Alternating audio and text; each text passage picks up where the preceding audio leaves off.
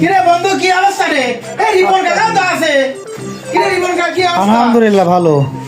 বন্ধু তুই কি জানিস রিপন কি চুল কাটেছে? কি করছিস? কাকাতে চুল কাটেছিস? হ্যাঁ কে রানি তোরা? না দেখা তো বাপ।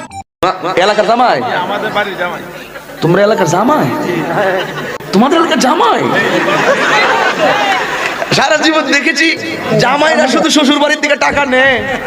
জামাই নাম কি? রুকুমিয়া। জামাই কামাই করছে বহুত কষ্ট করেও।